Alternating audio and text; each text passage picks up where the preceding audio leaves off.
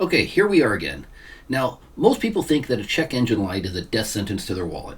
Now, they go online, you buy a cheap $20 code reader, but here's the truth. Most of these cheap OBD2 readers only read OBD2 codes. If your ABS light is on, or your airbag's having an issue, or your body control module's acting up, these cheap readers are completely blind. Now, that may be okay for an older car, but with a newer car, that's not really going to cut it. That's why today we're looking at the ThinkScan 689. Now, this is an Android 10 powered 8-inch touchscreen powerhouse. It doesn't just read engine codes, it does full system diagnostics, bidirectional active tests, and features over 34 maintenance functions. We're hooking it up to a Nissan 370Z today to see if it's worth a spot in your garage, and I'm hoping to show you some professional level diagnostics with this thing. First, let's do a quick unboxing. It comes in a nice box. Inside the box, I was pleasantly surprised that it came with a nice case. The case is well made, looks nice, looks sturdy. Open it up. Has some instructions and it has a little cover to protect the unit. Now the unit itself looks really nice. Definitely a really big screen. This screen is beautiful. And I say that as an older guy who gets tired of looking at small screens. It has a hard rubbery coating on the side on the handles. Feels good. Looks like it's got a little kickstand jack there. They also sell, I noticed on their website, a glass protection cover type thing, you know, like your screen protector, basically.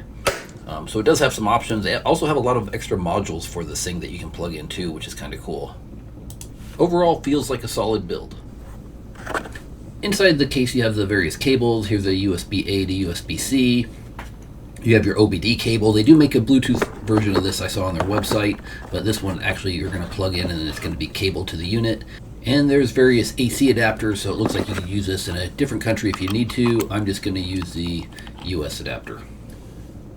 First thing I like to do with these is, of course, hook it up to Wi-Fi and start downloading updates. Now, one thing is this does have free lifetime updates, which is, you know, a great feature. So I'm just going to go ahead and get all these updates downloaded. And I think it took me about 15 minutes to probably get everything done on this. As you can see here, these updates are going through pretty fast. You see them downloading there, and then it will download and install them. I will mention it also had an application software update, so this is like the main software the system's running. So I went ahead and updated that as well here. So this here is the current version I am testing with today. Let's get this thing hooked up to the car and see what it can do. Okay, here I'm hooked up to the car now, and I'm just going to do a quick VIN scan and see if this thing can, you know, scan for a VIN number, which, you know, some OBD2 readers can, some can't, so we'll see where this thing falls into place. And it looks like this one can scan and get my VIN. So the VIN showed up, and that's correct. Great. Okay, here I'm going to run a quick health report on the vehicle. And this is where this thing's going to shine. Here you can see the ECM, ABS, instrument cluster, BCM, SRS, HVAC. So it's scanning all these systems. And this is where a lot of the cheaper code readers might scan. They might say, oh, you know, I'm a 4-system scan, so it's going to scan 4 systems, but it's not going to get all the systems. This thing does all the systems. So you do end up paying a little bit more money to get a full system scanner over one that might only scan, you know, 1, 2, 3, or 4 systems. But to me, it's kind of worth the money to be able to see everything so I don't miss anything. So I guess I just like having all the bells and whistles, you know, and this thing has it. So right here, if you can see it on the screen, the BCM, which is the body control module, does have one fault. And it's still scanning, and we see the HVAC is still in process, and that one usually takes a while. And then it looks like the HVAC just came back with one fault as well. So again, if you had a 4-system scanner, it's not going to probably show you the BCM or the HVAC system. So this is kind of where having all system scans comes into play. Plus, you won't get a display light showing that there's a problem for a lot of these modules. So that's when you're buying like a used car, it's kind of worth it to scan it with a full system scan, and then you can see if there's any existing problems that you'd want to know about before purchasing the vehicle. Okay, it looks like it finished up, and here you can see the BCM has a C1710 code, which is probably Nissan Infiniti. This is kind of has to do with your TPMS, so your tire pressure sensor system, and probably low battery on one of those, and that's passed, so I can just clear that. And then the HVAC is related to a sun load sensor, a B2631. So again, and it says that's current. So this is great. I mean, we can see these two troubles that the car has. And, you know, there might not be a dashboard indicator to let you know if you were buying this car, but you can, you know about this in advance on something that might have to be fixed, and then you can kind of work with maybe the purchase price and maybe get some stuff deducted, you know. So just kind of an option that you have, and it's kind of nice. So here I just kind of drilled into that C1710, you know, and yeah, it's giving me a bunch of stuff. You know, right rear tire pressure sensor. Now it could be this looks like a communication thing, and I bet it's the batteries are probably getting kind of bad in these. I don't know if they've been replaced in this car and it's over 10 years old, so maybe that's it. But anyways, a lot of these you can just clear them, see if it comes back. So that's what I'll probably do here. It looks like I can clear them all from this main screen at the bottom there, but I'm going to drill into the BCM, and I will just let me read it real quick. Okay, it looks like I got details and freeze frames, so I can see what was going on maybe at the time. But let me just go back, and I'll just clear the diagnostic one for this one. Okay, it cleared it. Now I should be able to go back. And now I only have the one for the HVAC system in that sun load sensor. Okay, now let's jump into the ECM engine control module and just kind of take a look at what we have there. Okay, you can read the DTCs. I'm gonna just go into live data. I'm gonna select all signals and just see what all we have in here. Okay, I'll just select everything, click OK. Okay, so we can see it's got a lot of the ECM stuff going on here.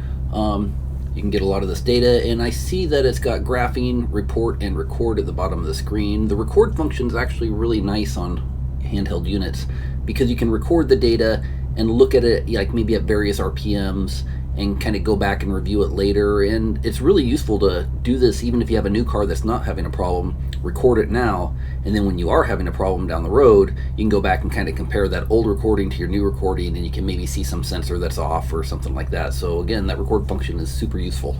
And if you're using a unit that doesn't have a record function built in, you can always just take your phone and kind of, you know, just film yourself doing this, kind of like I am here. And then, you know, you kind of have a baseline for what your, you know, these values should be before you have an issue. So again, just an idea. Don't just use these when your car's not working or having a problem. Make sure you kind of check it out. I think is useful when it's running good too. I'm not going to go over what all these values mean. I do have another video where I kind of run through a lot of these. I can post that link in the description, but it kind of breaks it down each one and kind of what those values mean and everything, and you can kind of compare them with your service manual to see if you're in spec. So I'll put that in the description in case anybody's interested. Okay, time starts to get away from me when I start looking at this stuff. I mean, I could just go through all day. So let's look at some other stuff real quick to see what else this can do. Okay, NAT's anti-theft system. That's kind of cool. You don't see that in a lot of these units. Okay, so there's the car. I'll just click OK. Okay, after replacing or installing operation, when performing key registration, install remote control engine starter models for Japan. Huh. I'll have to come back and play with those settings. Now, it's amazing that these units can get so much information out of your vehicle. I mean, with all the computers that are set up inside of them. But for now, I'm just going to go back to that main menu and we'll look at a few other items. Let's jump into the OBD real quick and just take a look at the OBD information and see how they have that set up. Okay, readiness test. I got 8 completed. It looks like 49 items for live data for that downstream. You can see the IM readiness, live data. Go into IM readiness, and we'll just see.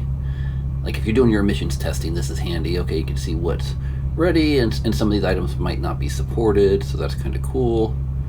So okay, so you got that information. Again, on the bottom it's got your typical, again, looks like save samples, graph, report, and record.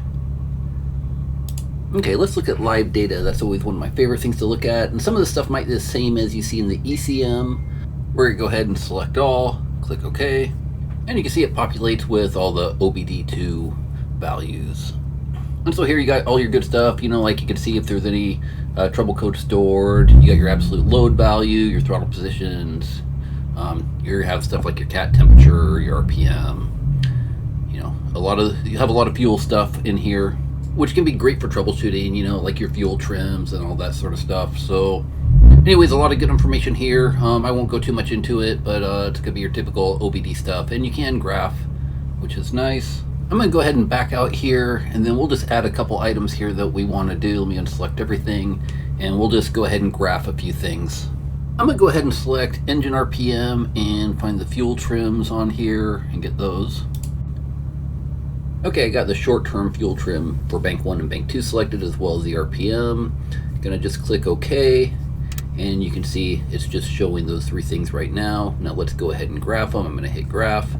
And you can see that it looks like this allows you to do a lot more than just these graphs are small, so I can probably fit quite a few on the page. But here you can see I got on the very left side my RPM, and as I rev it, you can see those short-term fuel trims for both banks adjusting. And I can go into each one of those graphs, it looks like, individually, and I should be able to combine those as well. So let's see, we'll go ahead and put all of these together on one chart.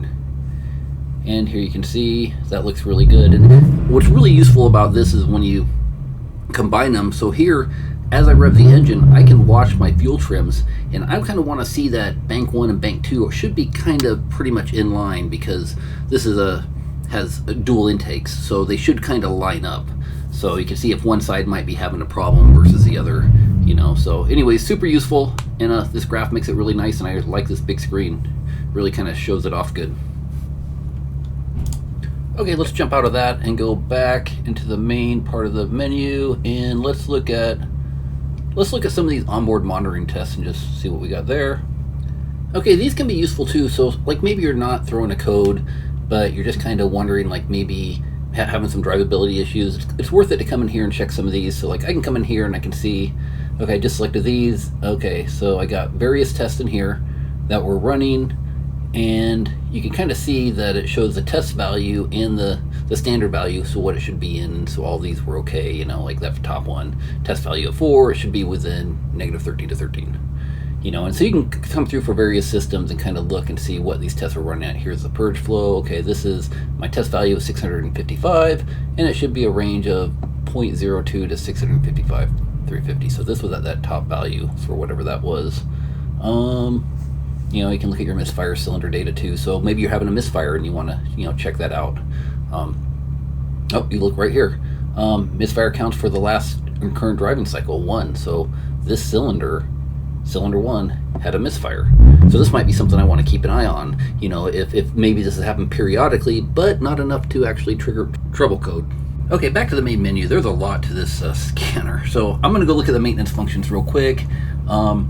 Okay, there's a lot. This one's just loaded with different maintenance functions. So not all these will be used on every car. For example, you're not going to be able to do DPF regeneration on a gasoline car because that's for diesel engines. But there's definitely an extensive list here of things you can do. So let's go ahead and we'll just pick one that we know is going to work on probably the Z, I think. So, okay, we have something, odometer check. I'm going to check that one out. I haven't seen what that one does. Okay, so the odometer check, I think what this does is it checks all the systems just to verify anything with the odometer reading to make sure that they kind of line up and match, to see if maybe something got replaced. But let's see what it shows up with.